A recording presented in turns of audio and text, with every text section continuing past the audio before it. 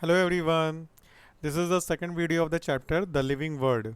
इसके पहले वीडियो में हम लोग ने लिविंग ऑर्गेनिजम्स के फीचर्स के बारे में डिस्कस किया था, जिसमें आपका ग्रोथ और रिप्रोडक्शन था जो नॉन डिफाइनिंग फीचर्स थे।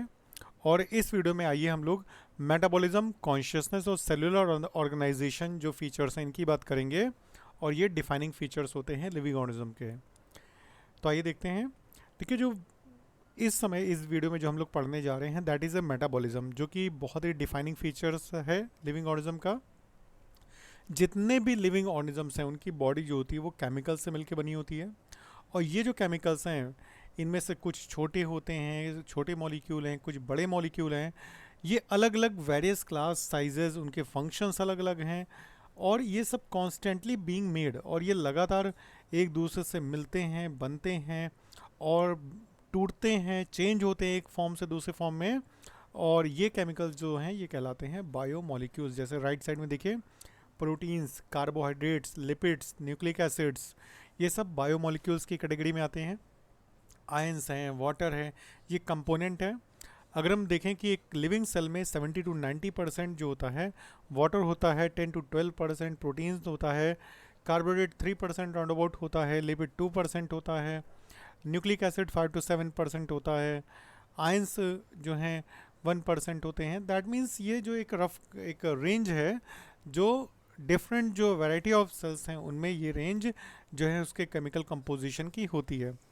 अभी जो कन्वर्जन्स हैं, दैट मीन्स ये जो केमिकल रिएक्शंस हैं, जो मेटाबॉलिक रिएक्शंस हैं, इनमें जो कन्वर्जन्स होते हैं, इसमें थाउजेंड्स ऑफ मेटाबॉलिक रिएक्शंस आपकी सेल में जो होती है वो चलती रहती हैं लगातार। हम लोग की बॉडी में जितने भी सभी लिविंग ऑर्गेनिजम्स हैं उनकी बॉडी में लगातार थाउजेंड्स ऑफ मेटाबॉलिक रिएक्शंस चलती रहती हैं, चाहे उनकी बॉडी यूनिसेलुलर हो चाहे मल्टी सेलुलर। दैट मीन्स हम चाहे यूनिसेलुलर ऑर्गेनिजम्स की बात करें या मल्टी सेलुलर ऑर्गेनिज्म की बात करें, मेटाबॉलिज्म जो है वो सेल का फीचर है और वो सभी सेल्स में होता है। जितने भी प्लांट्स, एनिमल्स, फंजाई या माइक्रोब्स हैं जो भी मेटाबॉलिज्म एग्जिबिट करते हैं, द सम टोटल, अब वो जितने भी मतलब जितने भी प्लांट्स, एनिमल्स, फंजाई, जितने भी लिविंग ऑर्गेनिजम्स हैं इस अर्थ पे, सभी के सभी मेटाबॉलिज्म जो हैं वो उनका फीचर है। मेटाबॉलिज्म उन सभी की सेल में होता है। The sum total of all the chemical reactions, जितनी भी केमिकल रिएक्शंस हमारी बॉडी में, सेल में होती हैं हमारी बॉडी में, उसे हम मेटाबॉलिज्म, इनकेस अगर डिफाइन करने को आता है आपको मेटाबॉलिज्म को, तो simply you can say that the sum total of all the chemical reactions occurring in the cell और occurring in our body, that is a metabolism. कोई भी नॉन लिविंग ऑब्जेक्ट मेटाबॉलिज्म जो है वो एग्जिबिट नहीं करता, मेटाबॉलिज्म जो phenomena है उसको परफॉर्म नहीं करता। आइए आगे देखते हैं। देखिए, मेटाबॉलिक रिएक्शंस को हम बॉडी से बाहर लैब में भी, that means cell free system में भी डिमॉन्स्ट्रेट कर सकते हैं, उसको परफॉर्म कर सकते हैं। लेकिन जो आइसोलेटेड मेटाबॉलिक रिएक्शन है जो बॉडी के बाहर होती है किसी ऑर्गेनिज्म के, जिसको हम टेस्ट ट्यूब में परफॉर्म करते हैं, that is neither living nor non living. मतलब वो नॉन लिविंग कंटेंट भी नहीं है, लिविंग कंटेंट भी नहीं, क्योंकि वो सेल में नहीं है। बट मेटाबॉलिक रिएक्शन जो है वो आपका एक लिविंग का जो है वो फीचर है। So that's why that reaction is neither living nor non living. Hence अब हम सभी ये जानते हैं कि जो मेटाबॉलिज्म है वो डिफाइनिंग कैरेक्टरिस्टिक फीचर है सभी लिविंग ऑर्गेनिज्म का, बिना किसी एक्सेप्शन के। अगले डिफाइनिंग फीचर की बात करते हैं सेलुलर ऑर्गेनाइजेशन। जो हमारी बॉडी है उसका आपको पता है कि जो सबसे छोटी छोटी यूनिट होती है हमारी बॉडी की, the smallest unit, the smallest structural and functional unit of our body is cell, वो सेल है। तो सेलुलर ऑर्गेनाइजेशन जो है वो लिविंग ऑर्गेनिजम्स का एक डिफाइनिंग फीचर्स है, वेदर दे आर यूनिसेलुलर और multicellular. The body of all the living organisms are made up of cell. सभी लिविंग ऑर्गेनिजम्स की बॉडी जो है वो सेल से मिलकर बनी होती है। बिना सेलुलर ऑर्गेनाइजेशन के लाइफ पॉसिबल नहीं है, because cell is the smallest unit जो है आपकी बॉडी की सबसे छोटी यूनिट जो होती है वो स्मॉलेस्ट यूनिट है, वो आपका स्ट्रक्चर बनाती है और वो आपके जो बॉडी में जितने भी मेटाबॉलिक फंक्शंस हैं उनकी भी फंक्शनल यूनिट है। चाहे वो यूनिसेलुलर हो, चाहे बिल्कुल सबसे प्रिमिटिव सेल हो, प्रोकैरियोट्स हो, बैक्टीरिया हो, जो सिंपलेस्ट फॉर्म ऑफ लाइफ है, सब में सेल होती है। अगर हम एक आपको ओवरव्यू दें तो आपको पता होगा कि इस अर्थ पे सब कुछ जो है जितने भी एलिमेंट से मिलकर बना है उसका सबसे छोटा पार्टिकल होता है एटम।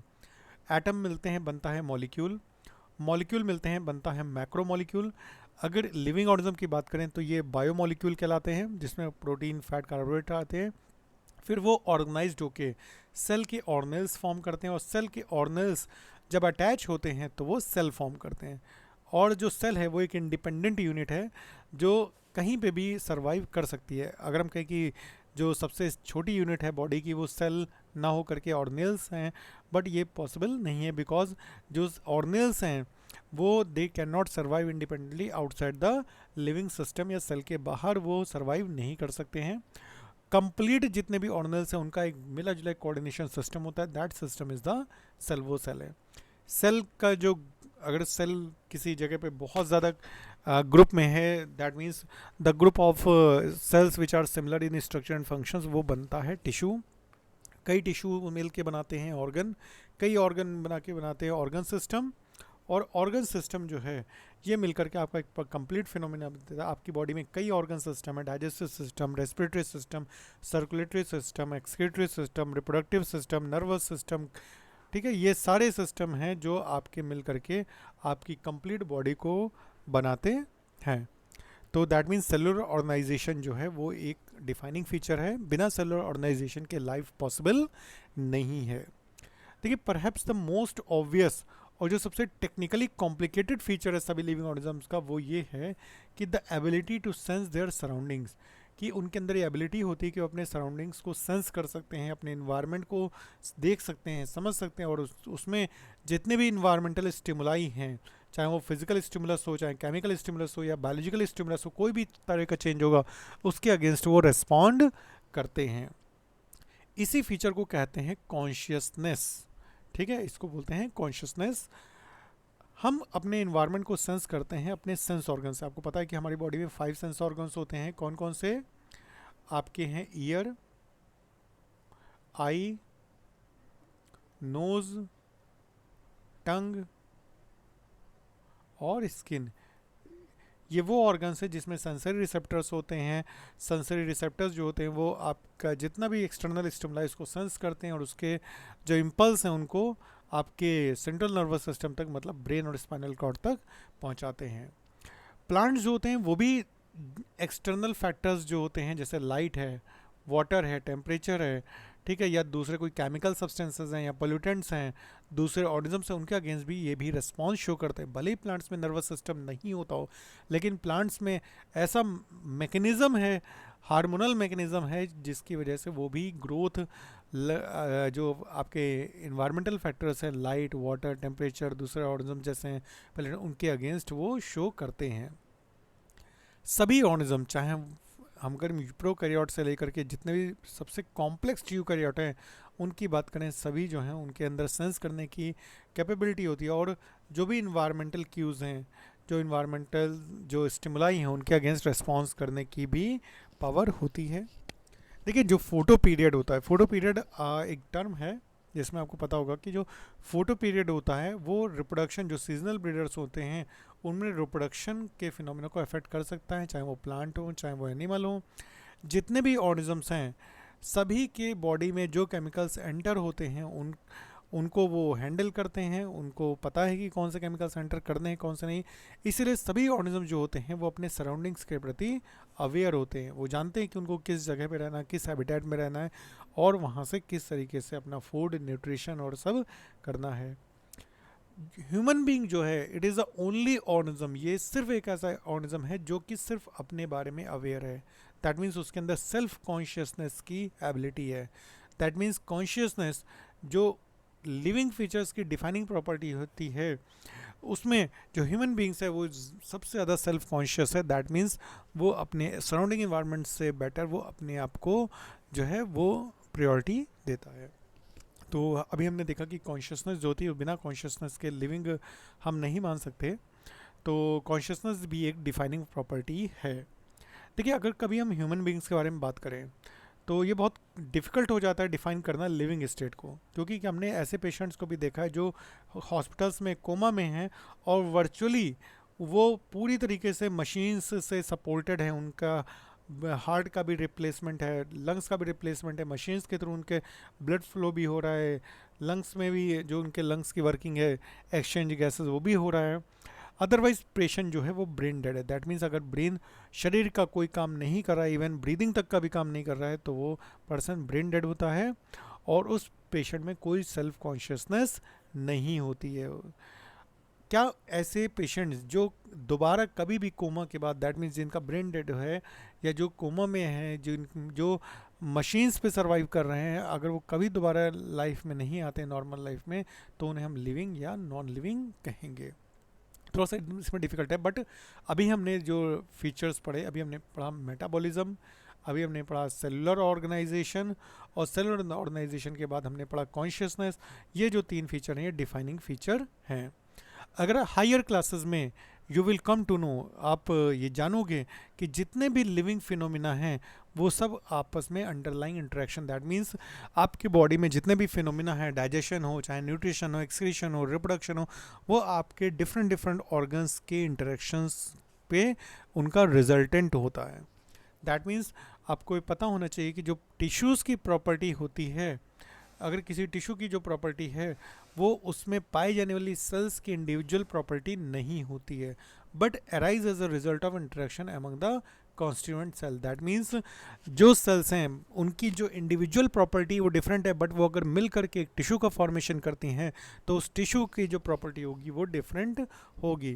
दैट मीन्स मिल के बनने वाला जो ऑर्गन है, जैसे अभी हम जितने भी सेल ऑर्गेनेल्स, आपको पता है कि जितने भी सेल ऑर्गेनेल्स हैं सबकी अपनी अलग अलग फंक्शनिंग है। माइटोकॉन्ड्रिया का अलग है, क्लोरोप्लास्ट का अलग है, वैक्यूल का अलग है, स्फेरोसोम का अलग है, गोल्जी बॉडीज, राइबोसोम, सबके अलग अलग फंक्शंस हैं। लेकिन जब ये सब मिलते हैं तो ये एक सेल को कंप्लीट करते हैं और जो सेल के फंक्शंस होते हैं वो डिफरेंट होते हैं। दैट मीन्स जो सेल के फंक्शंस हैं वो उनके मॉलिक्यूलर कंस्टिट्यूएंट में, दैट मीन्स जैसे सेल ऑर्गेनेल्स हैं, जो सेलुलर ऑर्गेनेल्स हैं वो बने हुए हैं प्रोटीन, फैट, कार्बोहाइड्रेट्स के।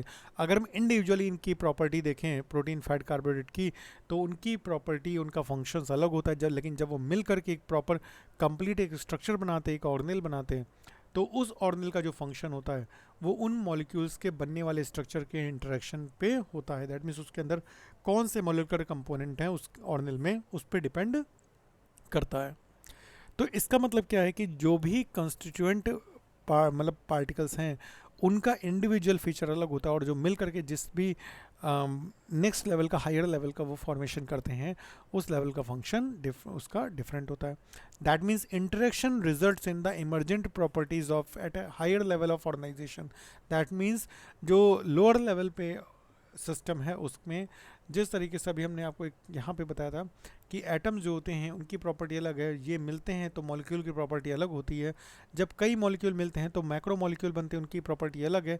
कई मैक्रो मॉलिक्यूल मिल करके ऑर्गेनेल बनाते हैं तो मैक्रो मॉलिक्यूल का इंडिविजुअल फंक्शन अलग है, लेकिन जब वो मिल करके एक ऑर्गेनेल बनाते हैं तो उसका फंक्शन अलग होता है। जब एक सिंगल ऑर्गेनेल का फंक्शन अलग है और जब मिल करके सेल बनाते हैं तो उसका फंक्शन अलग होता है। दैट मीन्स जो हायर लेवल है उसका जो कंप्लीट फीचर है वो उसके जो बेसिक्स हैं, जो उसके बेसिक कंपोनेंट्स हैं, उनके फंक्शंस के डिफरेंट होता है। अब ये फिनोमिना जो है वो ट्रू है in the hierarchy of organisational complexity at all level. अगर हम सभी लेवल की बात करें तो जो एक तरीके से हायरार्किकल ऑर्गेनाइजेशन है, ये कॉम्प्लेक्सिटी जो सभी लेवल पे देखें तो वो डिफरेंट है। हम ये कह सकते हैं कि जो लिविंग ऑर्गेनिजम्स होते हैं वो सेल्फ रेप्लिकेटिंग होते हैं, इवॉल्विंग होते हैं, इवॉल्व करते हैं, सेल्फ रेगुलेटिंग इंटरेक्टिव सिस्टम है। दैट मीन्स उनका जो सिस्टम है वो सेल्फ रेगुलेटरी फंक्शन मैनर में फंक्शन करता है, इंटरेक्टिव सिस्टम है, केपेबल, और वो रिस्पॉन्ड कर सकते हैं एक्सटर्नल स्टिमुलाई को। दैट मीन्स उसमें कॉन्शियसनेस भी है। बायोलॉजी जो है that is the story of life on earth. Biology is the story of evolution of living organisms on earth.